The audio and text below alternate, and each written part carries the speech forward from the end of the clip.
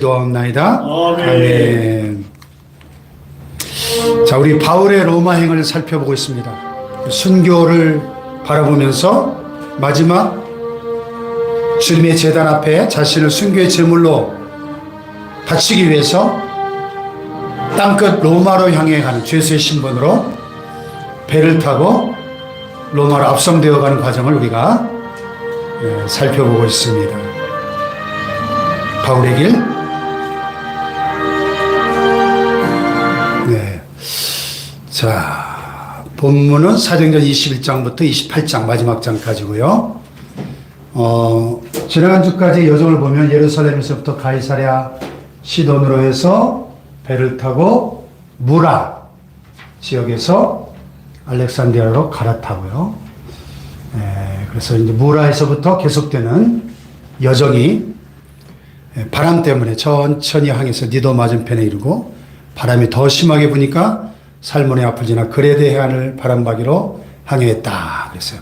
지도로 보시면 오늘 튀르키예 터키 남쪽 무라 좀 아름다운 항구더라고요. 가보니까 거기서 알렉산드리아로 배를 갈아타고 이렇게 지금 항해를 하는 겁니다. 그레데 섬이라고 보이죠? 오늘 크레타 지중해 하나의 참 아름다운 섬인데 휴양지죠. 그레데 섬의 살모네라고 하는 곳에 도착을 하게 됩니다. 이렇게 니도 앞바다 오늘날의 모습이에요. 지중해 앞바다죠.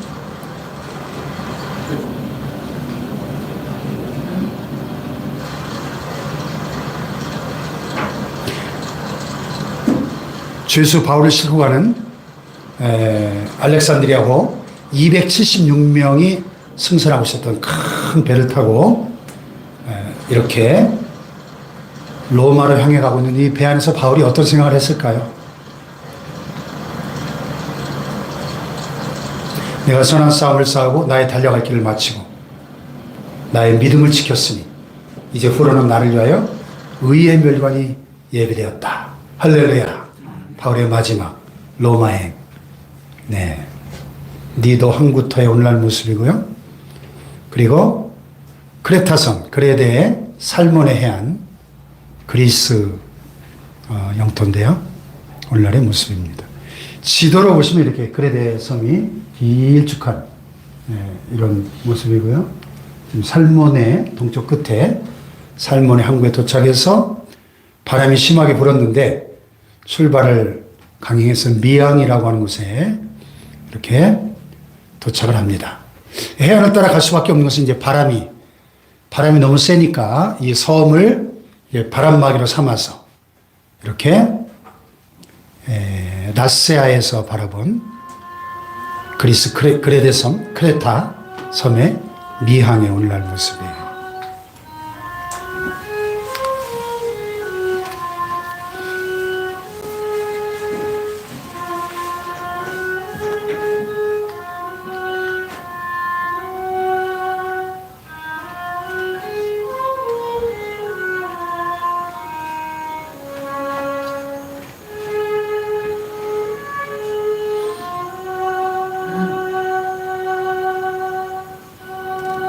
크루즈를 타고 이 바울 여정을 도는 그런 상품이 곧 나온다고 그러더라고요. 지난번에 갔더니 크루즈 한 번 타면 보통 7, 800만 원 하는데 특별 상품으로 한 340만 원대에서 크루즈가 나온다고 가이드가 우리 가족부터 가야 되겠다고 막 그러더라고요. 크루즈 타고 지중해 연안을 돌고 그 바울 여정을 도는 그런 코스도 있습니다.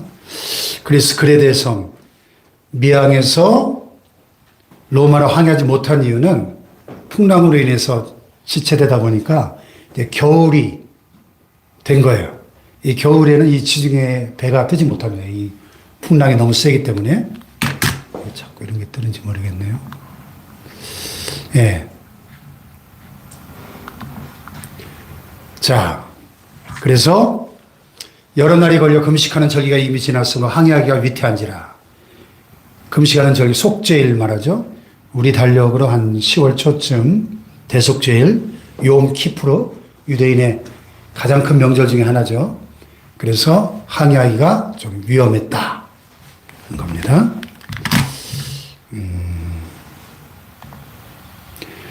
그래서 바울은 이 미항에서 겨울을 보내자 이렇게 주장을 했는데, 왜냐하면 성령의 감동으로 이대로 항해를 계속한다면 큰 위험에 빠질 것이다, 이런 딱 감동이 왔어요.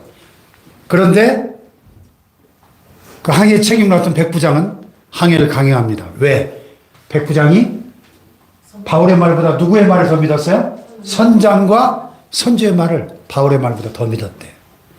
여러분, 누구의 말을 듣느냐가 굉장히 중요하죠. 우리 인생에 하나님의 사람들의 말을 들을 수 있는 복된 귀를 갖게 되기를 축복합니다. 아멘. 사람 말 듣고 따라가면 망하는 거예요. 그런데 사실은 이게 뒤에 또 나옵니다만은 선장과 선주의 말을, 저 같아도 선장과 선주의 말을 들을 것 같아요. 그게 더 합리적이고 타당해 보였거든요. 자, 그리스 그레데 섬의 미항, 오늘날의 모습인데요. 이렇게 뭐 오늘날도 보시다시피 너무나 작은 항구고 아무런 편의시설이나 위락시설이 없어 보이잖아요. 그렇죠? 여기서 겨울을 석 달을 나기에는 너무 불편해 보이는 거죠. 백부장이 볼 때. 근데 바울은 그냥 여기서 힘들더라도 겨울을 나고 계절이 바뀌면 출발하자. 근데 이제 바울은 죄수의 신분이고 선장과 선주의 말이 더 권위가 있겠죠. 아무래도. 그러나 하나님의 성령의 감동으로 말하는 사람의 말을 들을 줄 아는 귀를 가지고 있어야 그것이 복된 귀인데, 보시다시피 이렇게 초라한 항구에서 어떻게 270명이 넘는 사람이 겨울을 나냐.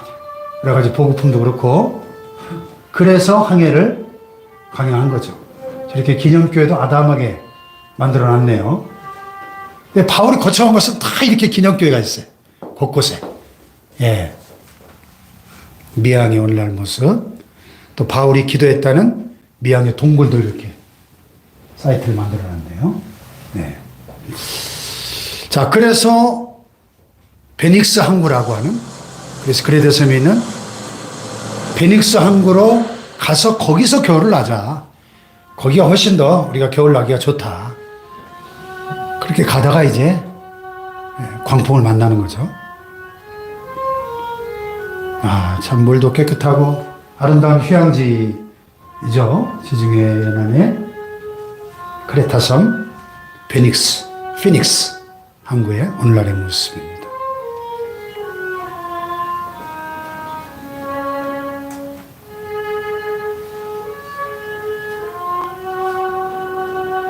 그리스 국기가 풀려지고 있네요. 자, 이곳을 목적으로 항해를 강행하다가 유라굴로라는 광풍을 만나게 됐다는 거예요. 예.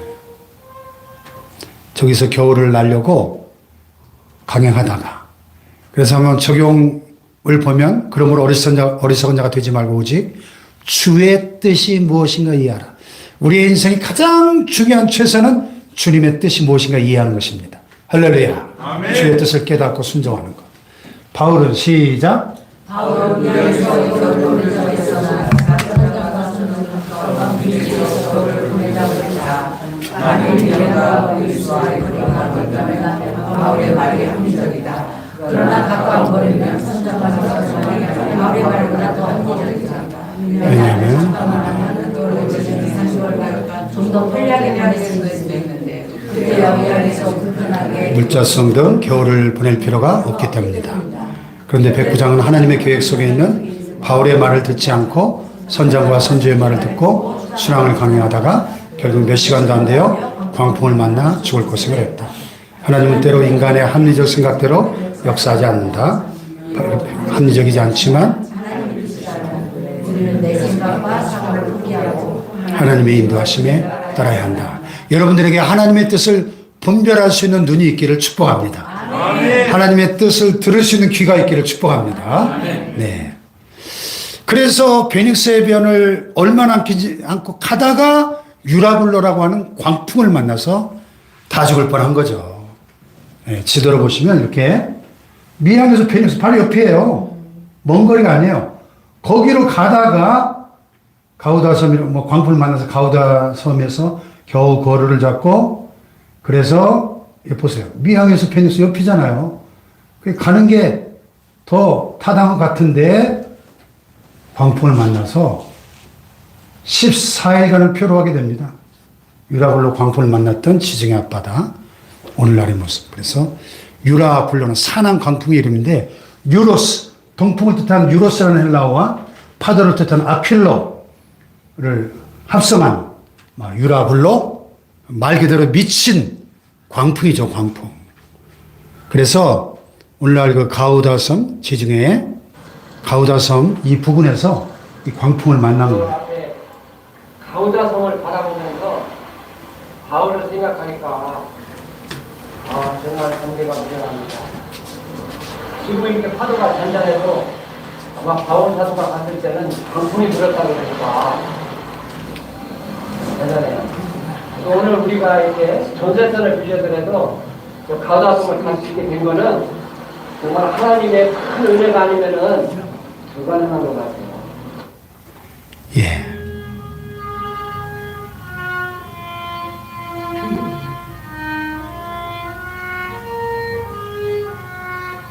저가 우리 한국교회를 통틀어서 이분만큼 성전을 열심히 다닌 분이 안 계신 것 같아요.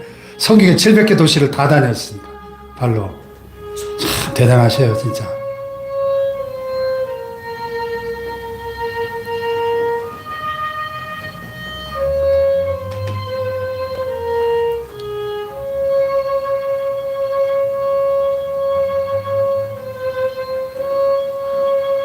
네, 저렇게 잔잔한 호수처럼 아름다운 바다에 광풍이 일어났다는 거예요. 광풍.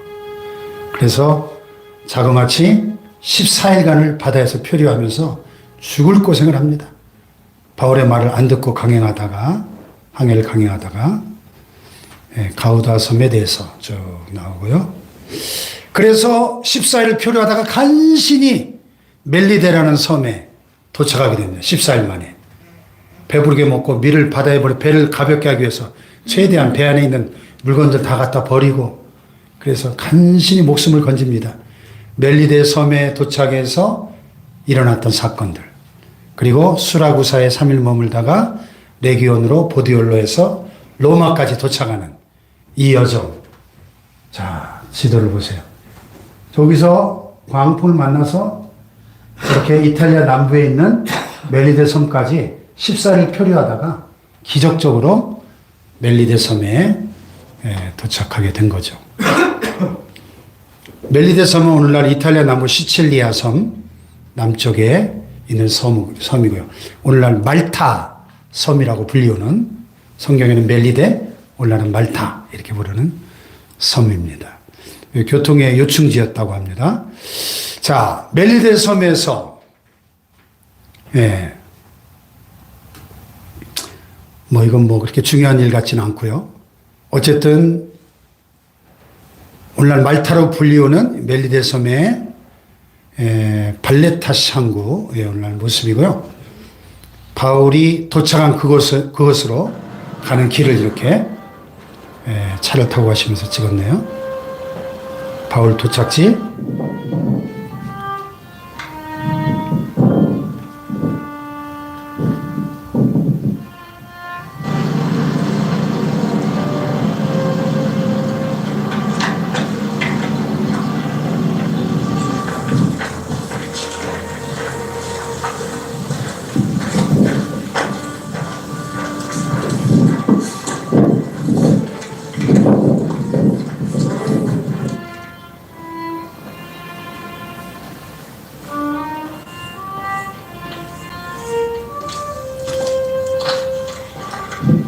제가 있는 이곳이 바로 로마로 압송되어가던 바울이 14일 동안 풍랑을 만나서 죽을 지경에 이르렀을 때까지 항해를 한 후에 도착한 곳입니다. 그래서 오늘날도 저렇게 뒤에 바울이 도착한 것을 기념해서 바울상이 세워져 있고 또 이곳을 바울이 도착한 것을 기념해서 바울만이라 이렇게 이름을 붙여 사용하고 있습니다.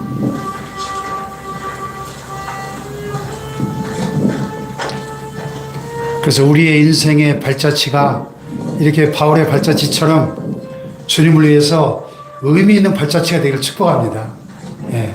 바울이 가는 곳마다 그것이 바울만이 되어지고 바울을 기념하는 저런 교회들이 세워지고, 그래서 역사학자 토인비가 말한 것처럼 바울을 싣고 가는 배는 유럽의 문명을 싣고 가는 배였다. 유럽의 역사를 바꿔놓은 이 바울의 위대한 발자취, 주님을 위한 그런 발자취가 되기를 축복합니다. 네, 멜리데 섬의 옛 항구터, 2000년 전 바울 당시에 항구로 쓰였던 항구의 모습이 이렇게 남아있네요. 옛날 항구터.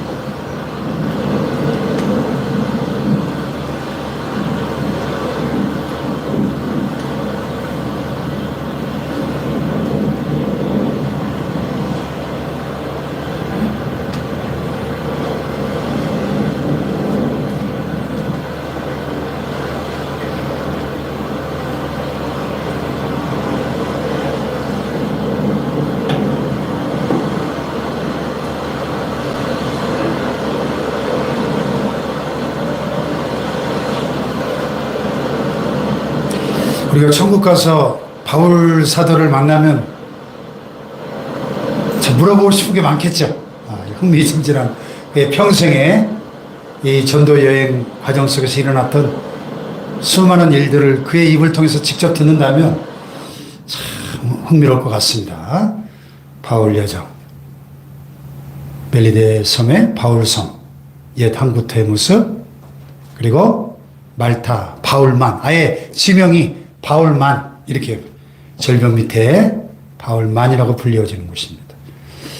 그리고 바울의 밀레데 도착지인 바울섬을 또 이렇게 직접 저렇게 배를 타고 또 탑사를 하셨네요.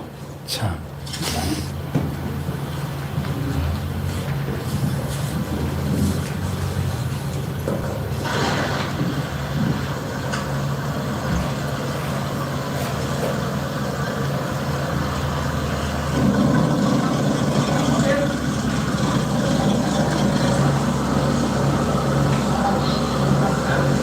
바울 사도가 14일 동안 풍랑을 만난 후에 드디어 도착했던 저 지점, 우리가 그 지점으로 가고 있습니다.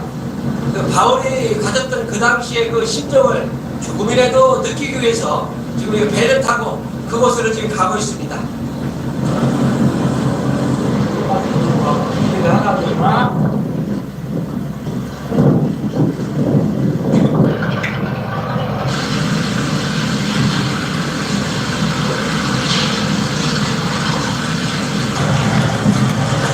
그 14일 동안 풍랑을 만나서 표류하다가 사람들이 다 죽음의 공포에 절망 가운데 빠져 있을 때 유일하게 그 배 안에 바울 한 사람에게 하나님이 나타나셔서 바울아 두려워하지 말라. 네가 가이사 앞에 서야 할 것이다. 할렐루야. 아멘. 바울 한 사람의 그 확신 때문에 배에 있는 모든 사람들이 삶의 희망을 얻게 되고 이 죽음의 위기에서 건짐을 받게 됩니다. 오늘 저와 여러분이 이 풍랑이 일고 있는 유라굴로 광풍이 있는 이 지중해 바다와 같은 이 험한 세상에 사는 동안에 저와 여러분 한 사람으로 인해서 우리 가정이 살고 민족이 살아나는 역사가 있기를 축복합니다. 아멘. 할렐루야. 아멘. 자, 멜리데 섬에서 무슨 일이 일어났나요? 추워서 사람들이 모닥불을 떼는데 바울이 나무 한 묶음 가져다가 불에 던지니까 나무 묶음 속에 있던 독사가 뜨거워가지고 나와가지고 바울의 손목을 꽉 물었다 그랬죠? 그 사람들이 야, 저 사람은 큰 죄를 지었나 보다. 바다에서는 살아났을지 몰라도 여기서 육지에서 죽는구나. 그랬는데 독사를 툴툴 털어내고 아무렇지도 않은 거예요. 언제 죽나 하고 기다리고 있는데 안 죽고 멀쩡한 거예요. 예, 표적이죠, 표적. 믿는 자들에게 이런 표적이 있다 그러니 그들이 내 이름으로 귀신을 쫓아내며 세방언을 말하며 뱀을 집으며 무슨 독을 마실지라도 해를 받지 아니하며. 할렐루야. 아멘. 마가복음 16장 주님의 약속처럼 비상한 상황에 주님의 그 초자연적인 기적이 함께해서 네, 그 멜리데 섬에서 일어난 바울의 역사를 이렇게 쭉 사건 순으로 표현한 성화입니다. 그래서 그 섬 안에 보블리오라고 하는 추장이 그를 친절하게 영접하고 3일 동안 자기 집을 오픈해서 바울 일행을 머물게 하고, 보니까 부친이 열병과 이질로 고생한 것을 보고 바울이 안수해서 고치니까 나중에 이 보블리오와 그 온 섬 주민들이 예수를 믿고 구원받는 복음의 역사가 일어났어요. 할렐루야. 복음의 역사. 그곳에 오늘 이렇게 바울이 뱀에 물린 곳에 세워진 바울 피난교회.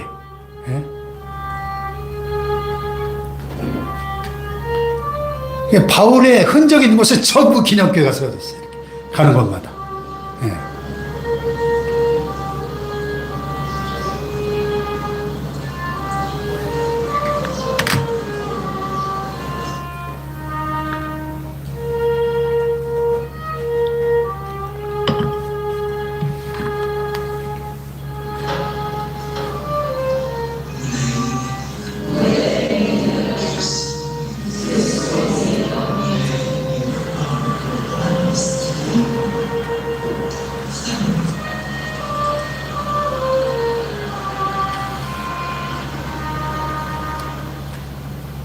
바울이 뱀에 물렸던 그 자리에 교회가 있다는 건 몰랐죠.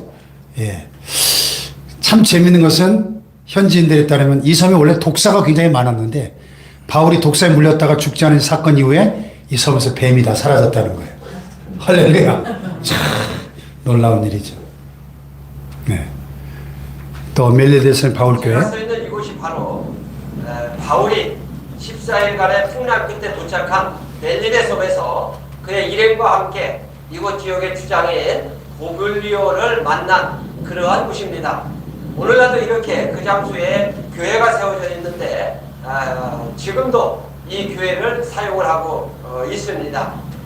이 보블리오는 바로 바울의 일행을 친절하게 잘 대접해 준 사람이었고, 바울 역시 그의 부친이 열병에 들렸을 때에 그의 부친의 열병을 고쳐준 그러한 기적을 베풀기도 했습니다.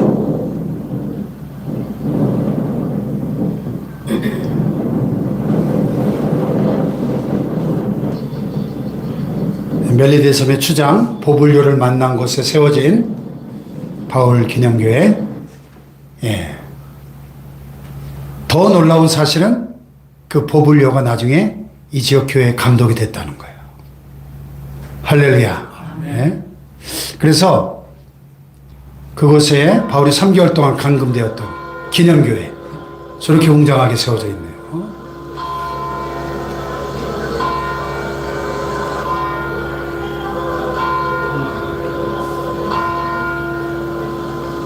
사도 바울 상이 중앙에 있고요.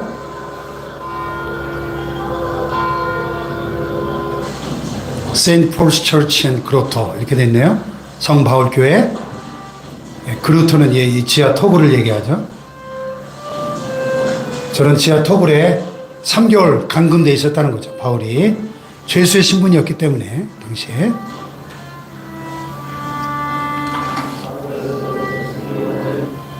네, 여기가 바울이 3개월 동안 갇혀 있으면서 이렇게 묶여져 있던 한 곳입니다.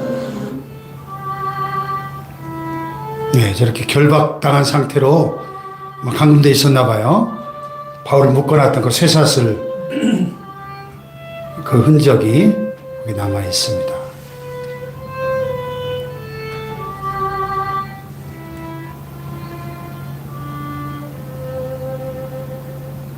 그리고 바로 그 옆에 바울이 갇힌 동굴 옆에 바울 기념교회가 세워져 있고요. 바울이 갇혔던 동굴 모습입니다. 그리고 그 추장 보블리오 기념교회가 또 이렇게 그 섬에 이렇게 세워져 있네요.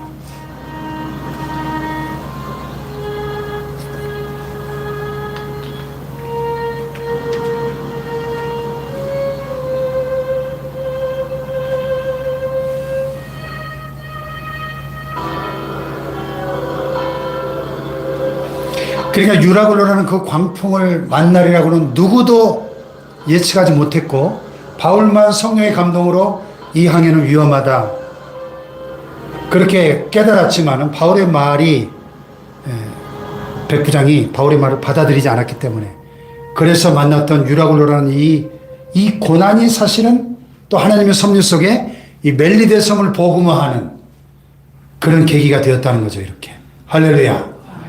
보블리오 기념교회 대단하네요.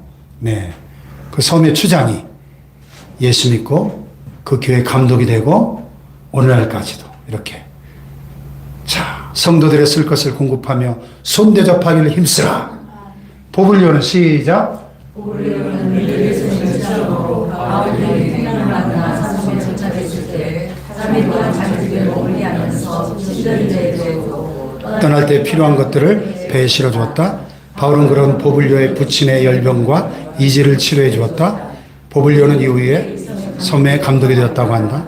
보블리오는 부지 중에 천사를 대접한 아브라함과 같은 자였다. 오늘날도 섬김과 베풀음은 가장 좋은 전도 방법 중에 하나이다. 할렐루야. 네, 섬김과 베풀 참 중요하죠. 우리 같이 영상 공부하는 여자 전사님이 한 분 계신데 그분이 이번에 그 사골 육수를 40kg를 주문해서 사가셨어요. 왜 이렇게 많이 사세요? 그랬더니 전도할 때 아이들 엄마들이 좋아할 것 같았어요. 전도용으로 쓰려고 40kg를 사가셨어요. 네. 섬김과 베품은 가장 좋은 전도 방법 중에 하나입니다. 할렐루야. 네. 자, 수라구사에서 로마까지. 그래서 멜리데에서 3개월 후에 배 타고 수라구사로 가서 거기서 레기온까지 또 레기온에서 배로 출발해서 보디올에 도착해서 드디어 로마에 도착하는 여정. 이제 보시면 멜리데 섬에서 저렇게 부츠가 생긴 이탈리아잖아요. 이탈리아 반도 수라구사에서 3일을 머물고 이탈리아 시라쿠사 지역에 수라구사, 성경에는 수라구사, 오늘날은 시라쿠사 이렇게 부르나 보죠. 그래서 수라구사에서 또 레기온으로, 오늘날 이탈리아 레지온이라고 하네요. 성경은 레기온 앞바다 이렇게 표기된 레지온 지역의 모습이고요. 레기온 항구 그리고 레기온에서 쭉 배를 타고 보디올까지 가서 7일을 머물고 그 보디올에 또 바울 기념교회가 이렇게 세워져 있습니다. 그래서 마침내 로마 근교 아피오 저자 광장에 도착해서 마중 나온 그리스도인들, 로마 교회가 이미 세워져 있었죠. 그리스도인들의 환영을 받고 로마로 입성하게 됩니다. 이렇게 보디올에서 로마로 바울이 그토록 꿈에 그리던 로마에 도착해서, 그러나 죄수의 신분이었죠. 바울이 로마로 압송되어 가던 그 아피아 가도가 오늘날까지 이렇게 보존이 되어 있어요. 2000년 된 길이죠. 네. 이 당시는 로마 제국의 최전성기였습니다. 그래서 저렇게 저런 돌들로 제국 전역을 도로를, 바로 이 길이 네. 기원전 312년경에 세워진 로마 때의 본래의 길입니다. 바울사도는 죄수의 몸으로 바로 이 길을 통해서 로마로 압송되어 가게 됩니다. 로마를 지척에 둔 바울사도는 이 길에서 어떠한 생각을 했을까요? 아마 그는 자기가 죄수의 몸이라고 하는 그러한 것보다는 정말 그토록 가서 복음을 전하고 싶었던 로마에 내가 이제 가는구나, 온통 그 생각뿐이었을 것입니다. 그래서 사도행전에 보면 로마에서 가택 연금된 상태에서 2년 동안을 찾아오는 모든 사람을 영접하고 하나님 나라에 대해서 담대하게 전파했다, 이렇게 되어 있죠.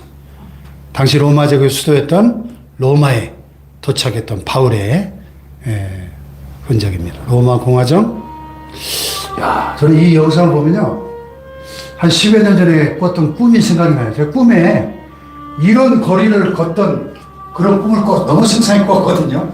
로마 제국 시대로 제가 돌아가가지고 이 거대한 이런 건물들, 신전들, 왕국, 이런 도로를 제가 걷고 있는 거예요, 꿈에. 근데 그 꿈이 너무 생생했어요. 근데 사람들이 갑자기 막 우는 거예요. 이런 길을 제가 걸어가는데. 왜 울까요? 물어봤더니 가이사가 죽었다는 거야. 로마 황제 가이사가 죽었다고 사람들이 막 통곡을 하는 거예요. 그러다가 제가 딱 깨가지고 그 꿈이 너무 생생해서 집사람한테 그 꿈 얘기를 했었는데요. 꿈의 의미가 뭔지 모르겠어요. 성지순례를 부지런히 다니라는 꿈인지 하여튼 2000년 전 로마의 그 거리를 걷는 꿈을 너무 생생하게 꿨던 기억이 납니다. 근데 딱 이 영상을 보니까 그 꿈의 어떤 그 거리 같아요. 생긴 게 참 신기합니다. 믿는 자의 자랑은 오직 십자가뿐입니다. 바울은 시작. 바울은 바울과 맞서서 내가 이렇게 바울 시대를 하는 게 원한다. 우리가 믿는 하나님을 하시나님에게 우리도 바울과 같은 자신감을 갖고 모든 사람에게 담대히 말할 수 있기를 바란다. 우리가 사람들 앞에서 주님을 부끄러워한다면 주님 역시 하나님 앞에서 우리를 부끄러워할 것이다. 바울이 오직 십자가만을 자랑한 것 같이 십자가에 달려 죽기까지 사랑하신 주님을 자랑하며 살자. 아멘. 아멘. 우리의 자랑은 오직 십자가뿐입니다. 오직 예수뿐입니다. 아멘. 할렐루야. 아멘. 십자가의 전달자로 살기를 원합니다. 십자가의 전달자라는 찬양이 있어요.